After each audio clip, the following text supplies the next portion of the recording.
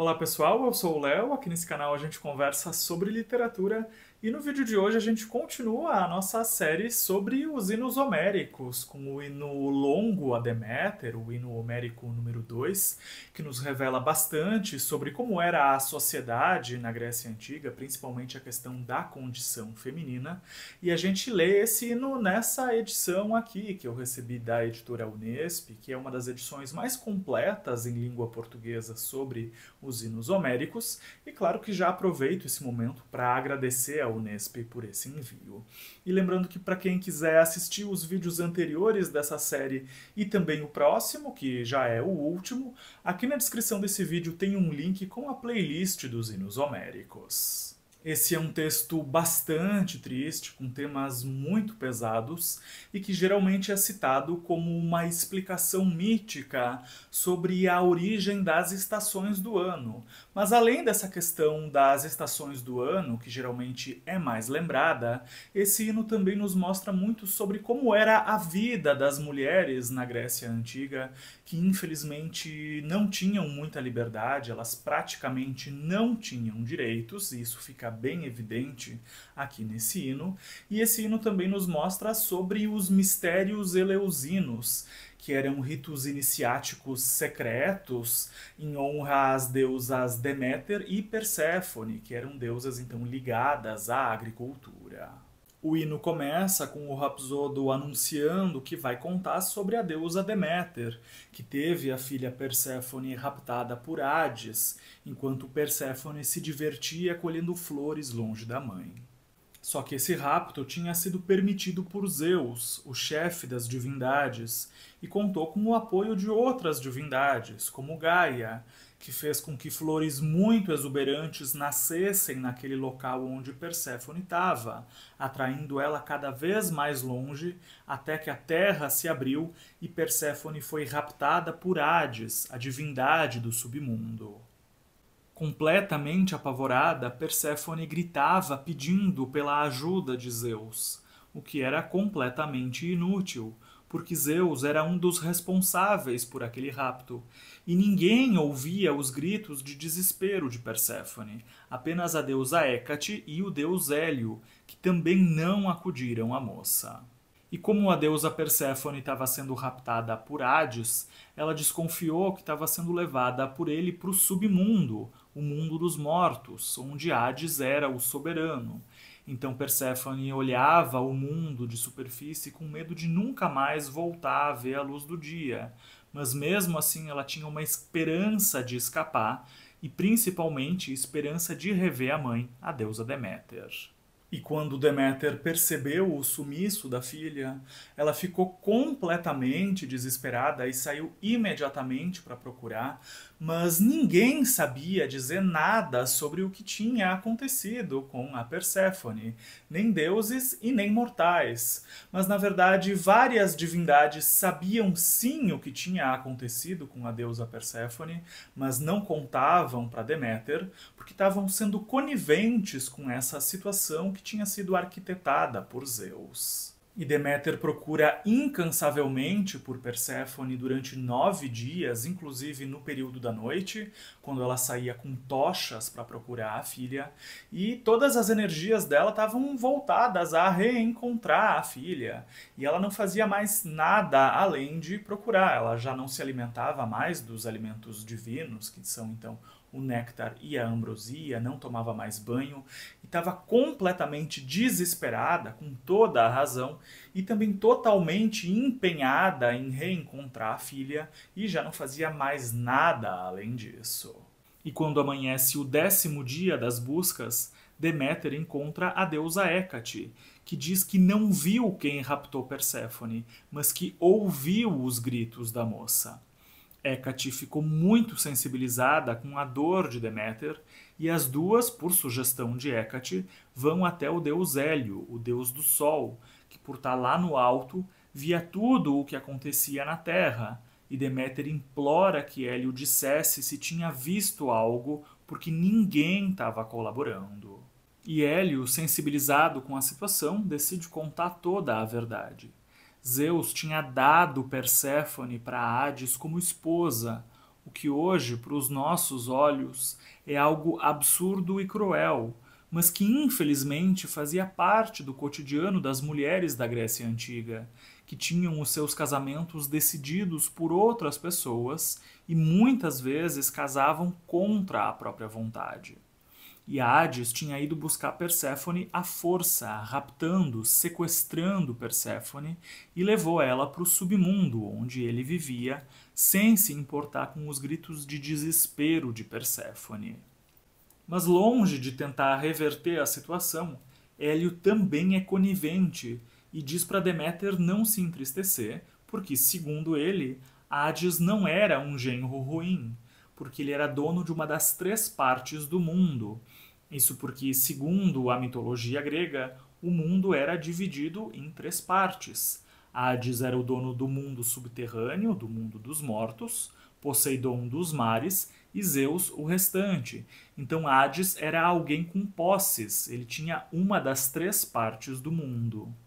E Deméter, com toda a razão, fica com o coração muito dolorido com Zeus, que tinha dado a filha dela sem qualquer tipo de consentimento, e também fica muito magoada com as outras divindades que não ajudavam uma mãe a recuperar a própria filha sequestrada, formando um complô junto com Zeus contra a mãe e a filha. Extremamente irritada e entristecida com toda a razão, Deméter decide se afastar do convívio com as outras divindades e não frequenta mais o Olimpo e vai viver nos campos e nas cidades humanas, disfarçada como uma humana e sem ser reconhecida por ninguém.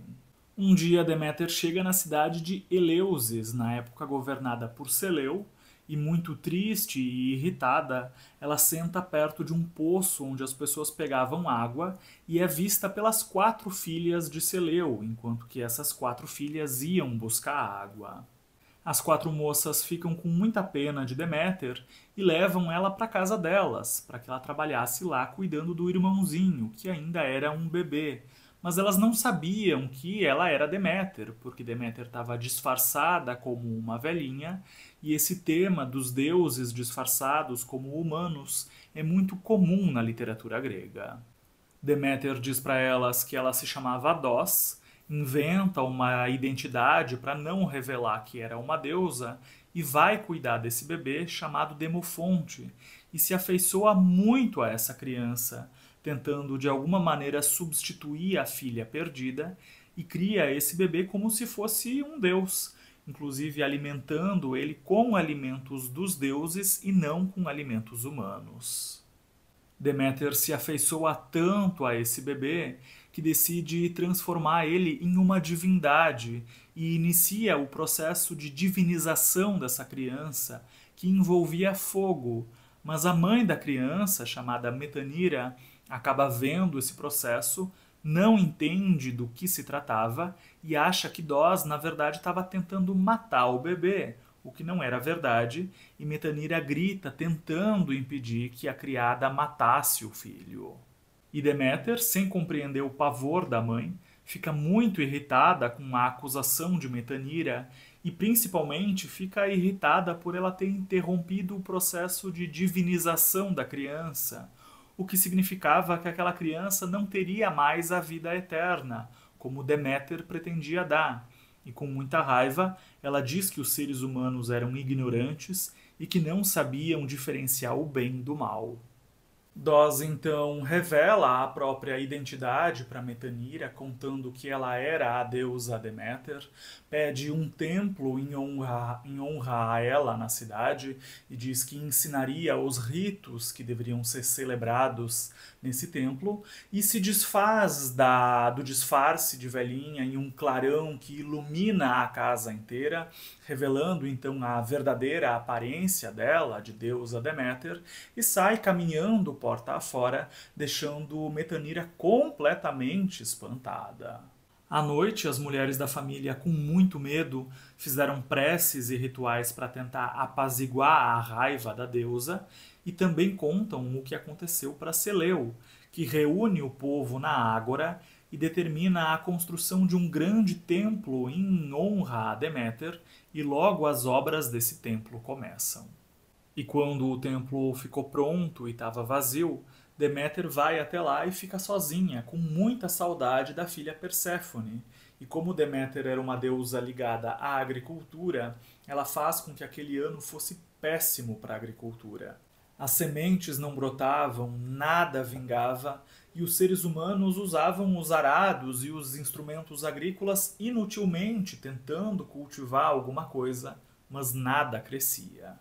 A situação era tão grave que em breve toda a vida na Terra seria extinta, não só a vida humana, mas também a vida animal e vegetal, porque nenhuma planta mais crescia, e esse era o plano de Deméter: acabar com toda a vida na Terra, porque ninguém se sensibilizava com a dor dela por ter tido a filha sequestrada, em um rapto que contou com a colaboração das outras divindades. E como ninguém ajudava, Deméter também silenciosamente iria parar de cumprir com a própria função, fazendo com que nada mais brotasse e acabando assim lentamente com toda a vida do planeta. Mas percebendo a situação, Zeus envia a deusa Íris até a cidade de Eleusis, onde ela encontra Deméter no templo, reclusa, e passa para ela o recado de Zeus, de que Zeus queria que Deméter voltasse para o Olimpo e voltasse a conviver com as outras divindades, mas Deméter não atende esse pedido e continua reclusa no templo, muito entristecida, muito deprimida com aquele sequestro da filha. Zeus envia várias outras divindades até lá para tentar convencer Deméter, oferecendo muitos presentes e honras, mas Deméter não estava interessada em nada disso. Ela só queria a filha de volta e expulsava todas as divindades que iam até lá oferecendo algo diferente disso. Deméter deixa bem claro que não iria mais para o Olimpo e não faria mais nenhuma semente germinar sem antes ver a filha, que tinha sido raptada por Hades com a autorização de Zeus e com a colaboração de outras divindades que nunca ajudaram Deméter a rever a filha. Percebendo que Deméter não ia mudar de opinião e que realmente acabaria silenciosamente com toda a vida no planeta, Zeus envia Hermes até o Hades, pedindo que Hades permitisse que Perséfone fosse até a mãe, e Hermes passa o recado para Hades de que Deméter acabaria com toda a vida na Terra caso Perséfone não fosse libertada. Hades obedece à ordem de Zeus e diz para Perséfone que ela poderia ir embora, que ela se reencontraria com a mãe, e Perséfone pula de alegria quando sabe disso. Mas Hades, na verdade, tinha um plano para enganar Perséfone e força ela a comer um grão de romã, grão esse que impediria que ela fosse embora para sempre. E Hades dá esse grão escondido de Hermes, para que Hermes não impedisse os planos de Hades.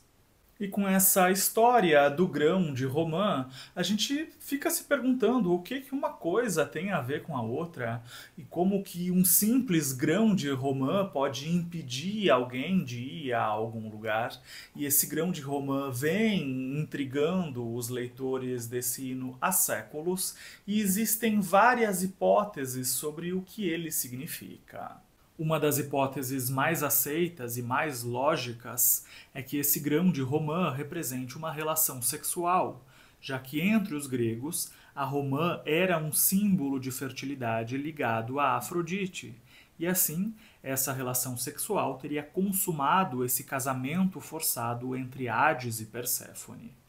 E com isso, esse grão de romã representa, infelizmente, um estupro, fazendo com que esse texto fique ainda mais triste.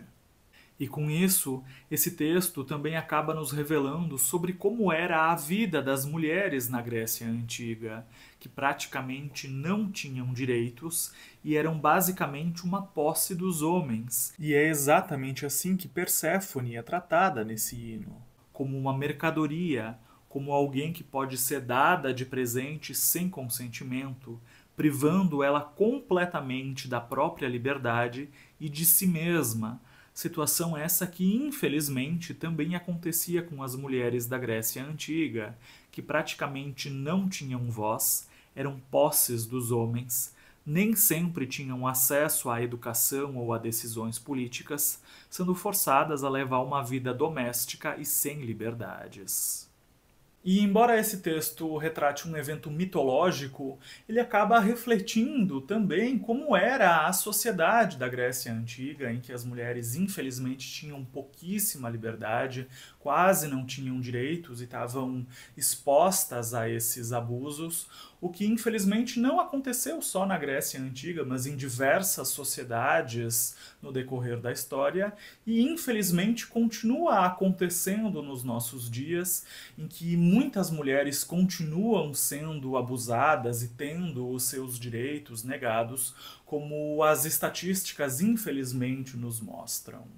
E depois que Perséfone come esse grão de romã, ela sobe na carruagem de Hermes e é levada por ele até Eleusis, onde ela e a mãe se reencontram com grande alegria e alívio em uma cena muito emocionante. Mas Deméter logo questiona se a filha tinha comido algo enquanto esteve no Hades. Isso porque se ela não tivesse comido nada, ela estaria livre daquele casamento forçado e poderia ficar com a mãe. Mas se ela tivesse comido algo, ela teria que voltar para o Hades sempre na terceira parte do ano, ou seja, no inverno, e só poderia ficar com a mãe na superfície no restante do ano.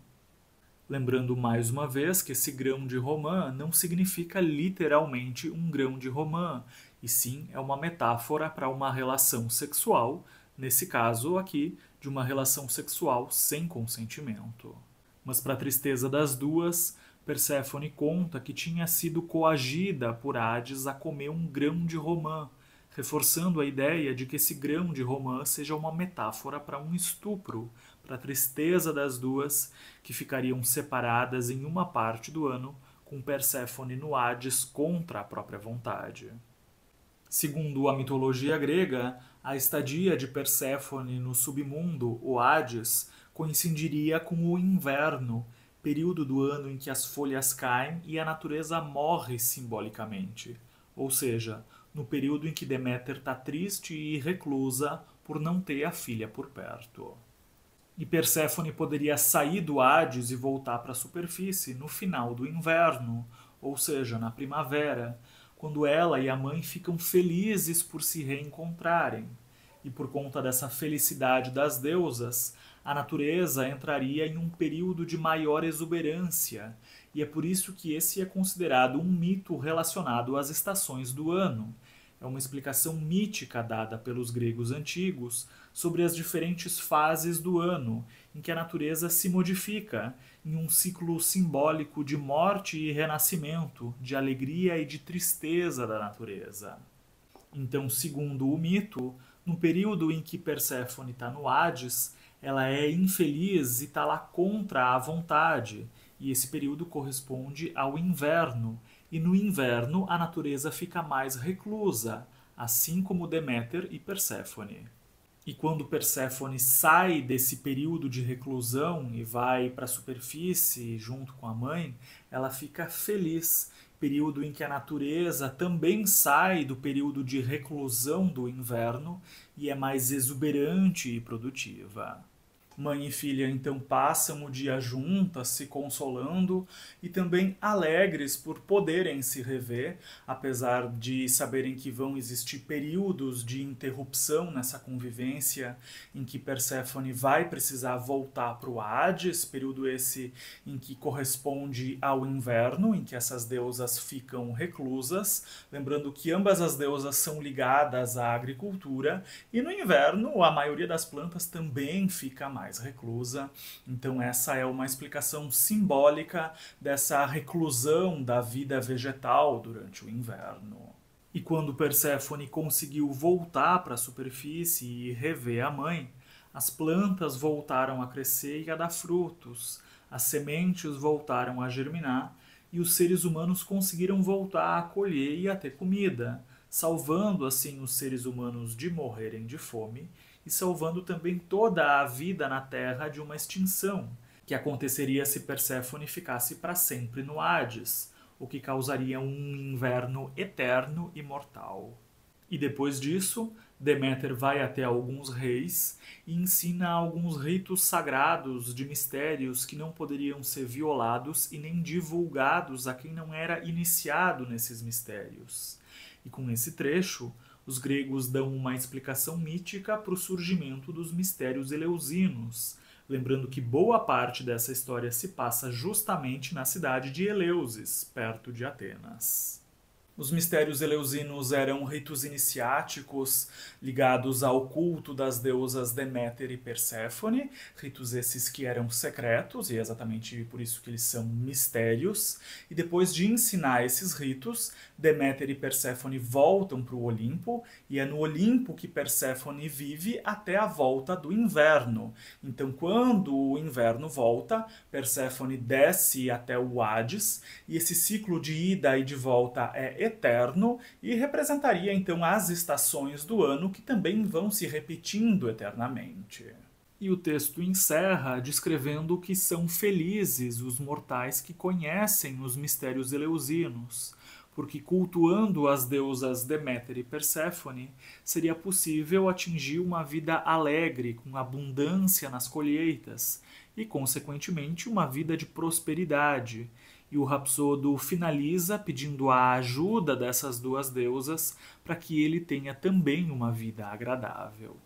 Então esse é um hino que nos mostra muitas e muitas coisas. No plano da mitologia, ele nos mostra como os gregos acreditavam que tinha sido a origem das estações do ano e também dos mistérios eleusinos. E saindo do plano da mitologia, ele nos mostra a triste condição das mulheres na Grécia Antiga, que praticamente não tinham direitos e estavam sujeitas aos caprichos dos homens, com raptos e casamentos forçados, que, como o texto nos revela, infelizmente eram vistos com normalidade e conivência pela sociedade da época. Esse texto nos mostra uma deusa que luta contra a mentalidade de uma época e luta sozinha para recuperar e libertar a própria filha de uma situação muito infeliz. Ou seja, Deméter luta contra uma mentalidade que julgava normal que as mulheres fossem raptadas e privadas da liberdade, e luta sozinha, já que de uma maneira ou de outra, todos que ela encontra no caminho eram coniventes com esse rapto, que inclusive tinha sido arquitetado pelo chefe das divindades, que só resolve fazer alguma coisa quando descobre que Deméter estava disposta a acabar com toda a vida no planeta caso não tivesse a filha de volta. E mesmo assim, Deméter consegue uma vitória parcial, já que ela não consegue recuperar a filha totalmente, porque Perséfone tinha que voltar para o Hades todos os anos durante o inverno. E embora esse seja um texto muito antigo, escrito por volta do século VII ou VI a.C., as mulheres de hoje ainda precisam lidar com situações semelhantes de abuso e de conivência com o abuso, infelizmente, e textos como esse nos lembram sobre como essas situações de abuso são horríveis e nos lembram também da importância de se criar uma cultura em que esse tipo de situação não aconteça. Esse então foi o nosso vídeo de hoje com o hino a Deméter, que é um texto bastante triste, muito dramático e que relata situações muito pesadas e que infelizmente ainda continuam se repetindo até os dias de hoje. Por hoje então é isso, agradeço a companhia de vocês e no próximo vídeo a gente encerra essa pequena série dos hinos homéricos com o hino a Hermes. Um abraço e até lá!